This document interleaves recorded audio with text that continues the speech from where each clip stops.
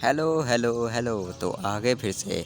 और ये क्या देख रहे हो तुम लोग कि मैंने वीडियो जल्दी डाल दी? अरे वाह यार, क्योंकि मैंने देखा कि जिस तरह से हमारी वीडियो आ रही है और काफ़ी ज़्यादा लेट हो रही है, इसलिए मैंने कहा तो ऐसे तो हमारा इन गर्मी की छुट्टियों में 50 वीडियोस का टारगेट पूरा नहीं हो पाएगा और इसीलिए हमें थोड़ी सी स्पीड तेज़ करनी होगी। और मैं चाहता हूँ कि जल्द से जल्द हमारे चैनल पर 20 वीडियो हो जाए ताकि हम लोग कोई अच्छी सी वेब सीरीज़ भी स्टार्ट कर लें यार। तो आज हम लोग क्या देखने वाले हैं? आज हम लोग देखने वाले हैं एक हॉलीवुड की मूवी और तुम्हारे और मेरे फेवरेट एक्टर टॉम क्रूज की एक बेस्ट मूवी जिसका नाम है दी ममी।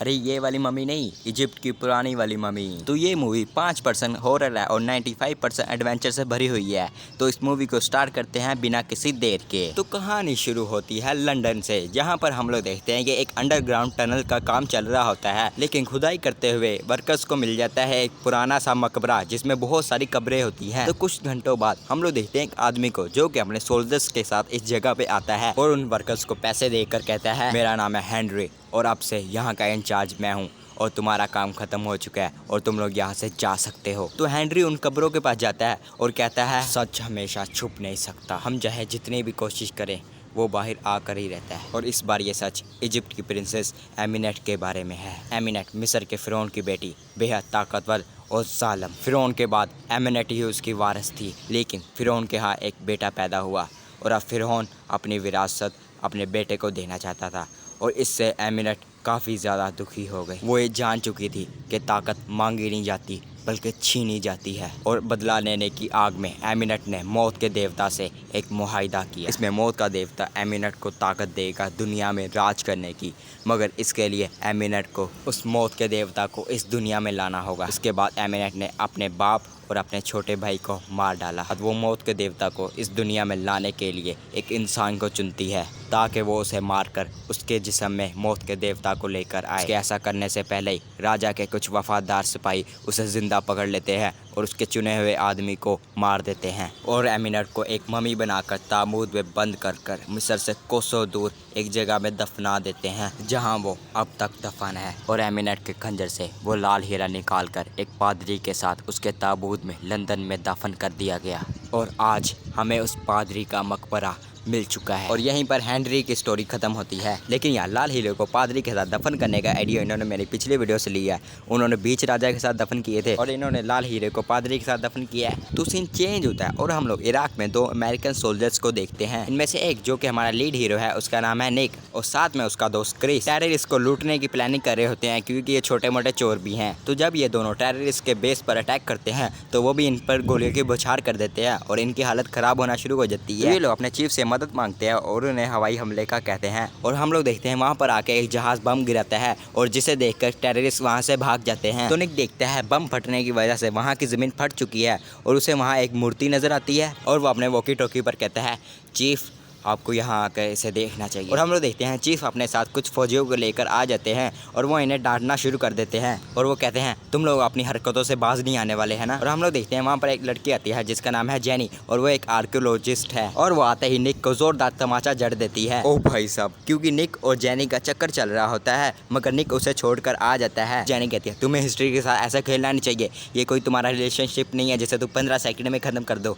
और वो चीफ को कहती है कि वो मकबरे के अंदर जाकर उस पर रिसर्च करना चाहती है और चीफ कहता है, ठीक है तुम्हारे पास 30 मिनट है और अगर तुम बाहर नहीं आई तो हम तुम्हें छोड़कर चले जाएंगे और इन दोनों नमूनों को भी अपने साथ लेकर जाओ। और हम लोग देखते हैं ये तीनों रस्सी की मदद से नीचे मकबरे में पहुंच जाते हैं। तो ये तीनों मकबरे में घूमने लगते हैं मगर तभी निक के ऊपर कुछ गिरता है और वो देखता है कि छत से पारा गिर रहा है और वो देखते हैं कि सारा पारा एक जगह पे जाके इकट्ठा हो रहा है। तो जेनी मकबरे को पूरी तरह देख कर कहती है, ये कोई मकबरा नहीं है बल्कि ये एक जेल है। तो हम लोग देखते हैं निक अपनी जेब में से गन निकालता है और वहाँ की एक रस्सी पर गोली चलाता है और वो रस्सी कट जाती है। तो जैसी वो रस्सी कटती है हम लोग देखते हैं उस पारे से भरे हुए पूल में से एक खतरनाक सा ताबूत निकलता है और जैसे ही वो ताबूत बाहर निकलता है तो हम लोग देखते हैं बहुत सारी मकड़ियाँ उन तीनों पर हमला कर देती हैं। तो एक मकड़ी क्रिस को गर्दन पे काट लेती है जिससे क्रिस को बहुत ज़्यादा गुस्सा आता है और वो मकड़ियों पर गोलियाँ चलाना शुरू कर देता है जिससे मकड़ियाँ डर कर भाग जाती है। और हम लोग देखते हैं कि मामला ठंडा हो जाता है और ये लोग उस ताबूत को यहाँ से बाहर निकाल रहे होते हैं और हेलीकॉप्टर से इसे वहाँ से ले जाते हैं और वहाँ पर एक रेत का तूफान भी आने लगता है मगर ये तीनों प्लेन में बैठकर वहाँ से निकल जाते हैं। तो अब प्लेन के अंदर हम लोग देखते हैं क्रिस की हालत काफ़ी ज़्यादा ख़राब हो रही होती है क्योंकि उसे मकड़ी ने काटा था और उसका जिस्म ठंडा हो रहा होता है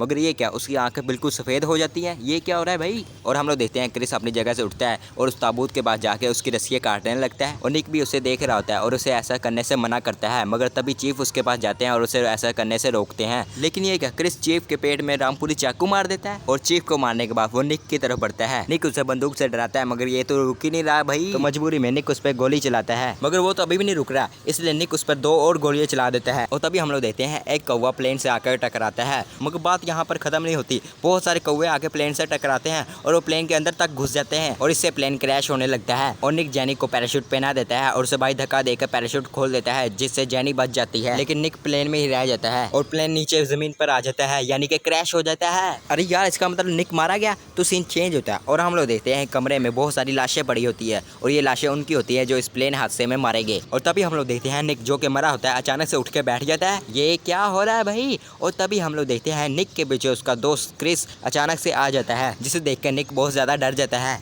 और क्रिस की हालत बहुत ज्यादा खराब होती है और बिल्कुल ज़ॉम्बी की तरह लग रहा होता है। और वो कहता है, मुबारक हो निक, उसने तुम्हें चुना है और वो तुम्हें लेने के लिए आ रही है। तो यहाँ पे सीन कट होता है और सीन चेंज होता है और हम लोग देखते हैं 2 पुलिस वालों को जो कि वहाँ पहुंचे होते हैं जहाँ पे प्लेन क्रैश हुआ था, क्योंकि वो उस ताबूत को ढूंढने आए थे जो कि प्लेन में था। लेकिन ये शैम्पू उस ताबूत को खोल लेते हैं और तभी एमिनेट का कंगाल जिंदा हो जाता है और उस पुलिस वाले को पकड़ कर उसकी सारी एनर्जी चूस लेता है। और जैसे जैसे वो लोगों को मार कर उनकी एनर्जी चूसती है, उसका जिस्म कंप्लीट होने लगता है और वो शहर की तरफ बढ़ने लगती है। तो सीन चेंज होता है और हम लोग देखते हैं जेनी को जो कि निक से मिलने आई होती है और वह हैरान होती है कि निक कैसे जिंदा बच गया यार। तो जेनी निक को वही स्टोरी सुनाती है जो कि हमने स्टोरी के शुरू में सुनी थी और वो उसे लाल हीरे के बारे में भी बताती है और वो कहती है कि लंदन में उस पादरी का मकबरा मिल चुका है और शायद वो हीरा उसकी कब्र में हो। और जेनी निक को ये बातें बताई रही होती है, मगर तभी निक देखता है कि उसका दोस्त क्रिस जो कि मर चुका है और उसके अलावा किसी को नजर नहीं आ रहा, वो उसे अपने साथ जाने का कहता है। और तभी निक वहाँ के बाथरूम में जाता है और वो शीशे में देखता है अपने दोस्त क्रिस को जो कि उसे कह रहा होता है कि तू और मैं अब शरापित हैं। और वो उसे कहता है कि तूने मुझे गोली मारी, वो भी 3 बार। तो निक कहता है, तूने चीफ को मार दिया था और तू दिमाग खराब कर रहा था, इसलिए मेरे हाथ से गलती से चल गई। और हम लोग देखते हैं कि जेनी को उसके बॉस का फोन आता है